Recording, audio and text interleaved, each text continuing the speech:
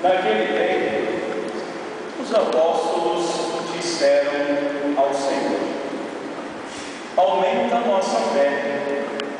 O Senhor respondeu: se vós tivesseis fé, mesmo pequena, como um grão de mostarda, poderíeis dizer a esta moreira: arranca-te daqui e planta-te no mar, e ela vos obedeceria.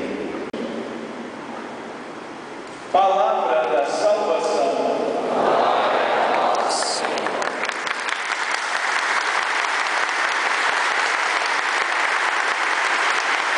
Ao celebrarmos esse 27º domingo do tempo comum, mais uma vez nós somos chamados a fazer uma experiência de fé a partir da palavra que nos é colocada. E o que é interessante é que esta experiência de fé, ela não tem o objetivo de nos empobrecer, ou seja, de nos diminuir para que Deus seja acrescido. Deus não precisa de mais nada, Ele é tudo, Ele está em tudo. Somos nós que precisamos sempre dele para que Ele possa nos conduzir verdadeiramente a um caminho da verdade. Aquele que vive segundo a vontade e a verdade de Deus trilha um caminho com segurança. Os obstáculos que aparecem na vida são transponíveis com maior ou com muita facilidade. Os caminhos que a vida nos apresenta como caminhos de Deus, eles nunca são tortuosos, cheios de curva, mas são retos, porque o próprio Deus prometeu: o dia em que você se voltar para mim, eu abrirei no meio do deserto um caminho reto para você chegar à tua casa de volta. Quando nós temos a palavra de Deus como sentido para a nossa vida, os abismos que a vida nos apresenta são nivelados pela graça de Deus, porque nós sempre recorremos a Ele como aquele filho que conhece profundamente a vontade do Pai, e não como aquele filho pidão que, diante de certas coisas que o mundo apresenta, faz firma para conquistar. Nós precisamos nos aproximar de Deus como filhos amados que somos, e desvendar através da palavra que nos é sempre proclamada o mistério que Deus tem para nos revelar, mas como algo que acontece no cotidiano, não como algo que precisa esplendorosamente ser manifestado. Deus, Ele sempre se aproximou dos pecadores, dos pobres, dos doentes, dos famintos, das prostitutas. Queria encontrar Deus, era buscar uma rodinha dessas pessoas, e lá estava Jesus Cristo. Ele era o próprio Deus, modificando, transformando a vida de cada um deles. É por isso que hoje nós estamos aqui mais uma vez. Amanhã nós começaremos mais uma novena em louvor a Nossa Senhora Aparecida, uma mulher que apareceu nas mansas águas do Rio Paraíba quando ele faz uma curva, e hoje, pela graça de Deus, se encontram as estradas que levam os homens aos 3 maiores estados do país. Hoje nós estamos aqui para instituir esse grupo novo de ministros, onde convidamos as pessoas que são responsáveis das barracas da festa para presenciar este momento, a fim santificar a sua vida e perceber que o seu trabalho é para a edificação do reino de Deus dentro do coração de muitos homens. É diante dessa proposta, então, que agora eu chamo a atenção de vocês para a leitura do profeta Abacuque. Se nós voltarmos no tempo, nós vamos lá para o ano 600 antes do nascimento de Cristo, e o profeta, depois de ouvir tanto o povo, ele vai colocar-se diante de Deus e responde através daquilo que o povo falou, porque ele era intermediário entre Deus e o povo, aquilo que era a vontade ou qual eram as reclamações do próprio povo de Israel. Ele fala: até quando clamareis sem atender-vos? Até quando devo gritar a ti violência? Você não vê, Deus, que estão matando os teus próprios filhos? Veja quantas coisas ruins têm acontecido com teus filhos. Vocês podem dizer assim, mas parece que as palavras que foram ditas pelo profeta há 600 anos antes de Cristo nascer são tão atuais. Existem tanta violência, existem tantas pessoas matando os próprios filhos de Deus, e Deus, depois de ouvir toda a reclamação que o povo tinha feito através do profeta Abacuque, ele disse assim para o profeta: escreve na tábua tudo aquilo que você acabou de dizer. Porque eu posso te dizer uma única coisa: tudo isso tem o seu dia marcado para acabar. Tudo isso está no fim. Pois o correto, quem não é correto, vai morrer, mas o justo viverá por sua fé. Por isso eu iniciei dizendo que nós estamos aqui para fazer uma experiência de fé. É ela que nos deve mostrar a nossa salvação.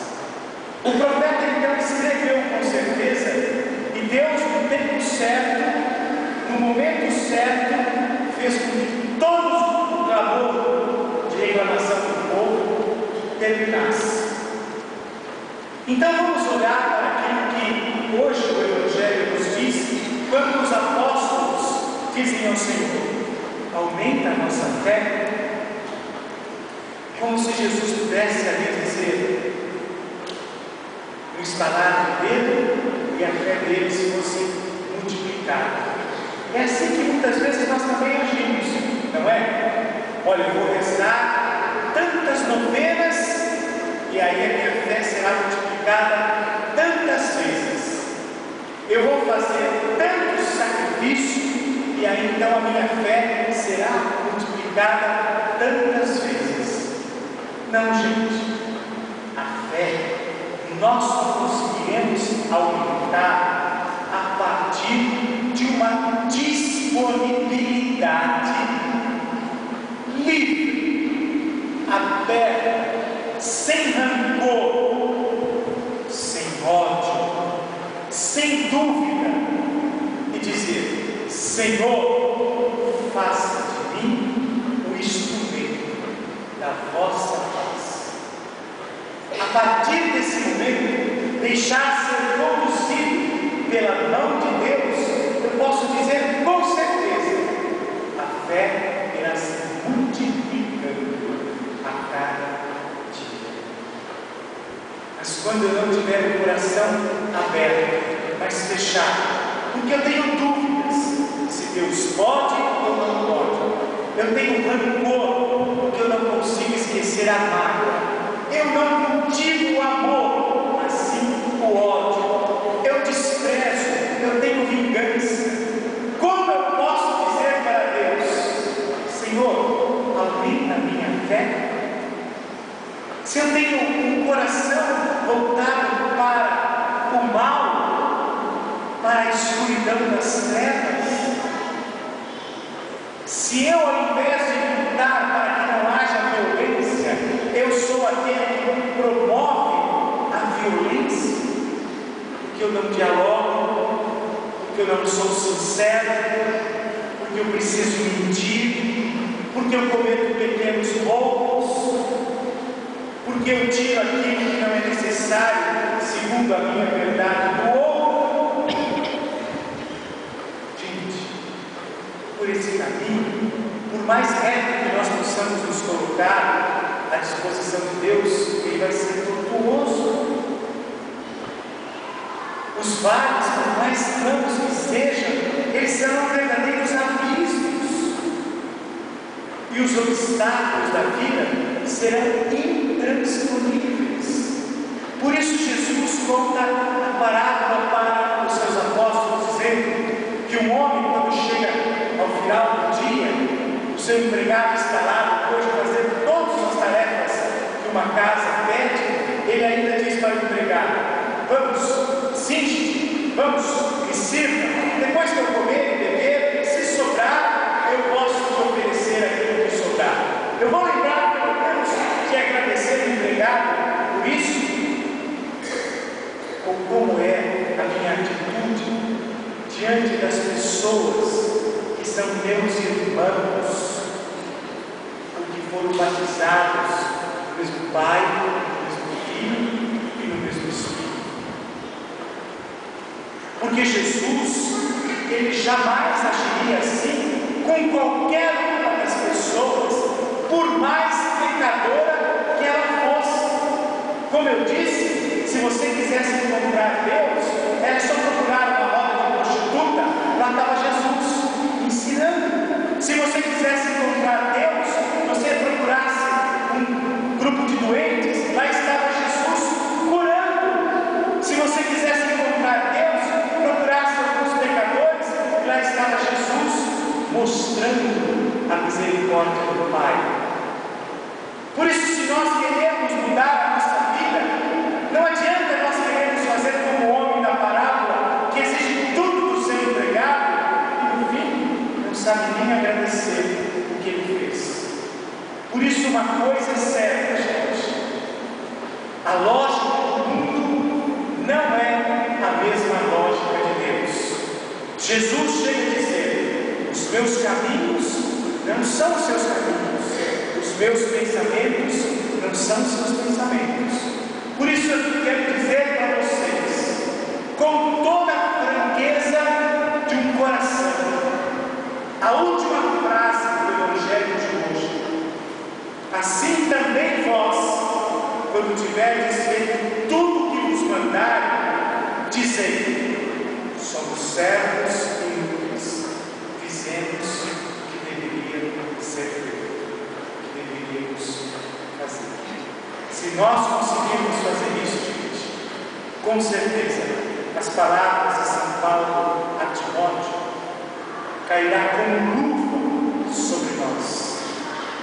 Nós jamais teremos vergonha de dar testemunho de nosso Senhor Jesus Cristo, porque nós seremos, como Paulo, verdadeiramente prisioneiros do seu amor. Isso, gente, é uma grandeza, é uma maravilha incomensurável que nós não podemos medir. Por isso, nós precisamos realmente nos tornar prisioneiros do amor de Deus, pois aquele que se torna prisioneiro do amor de Deus, pelo amor de Deus, vai ser condenado a viver eternamente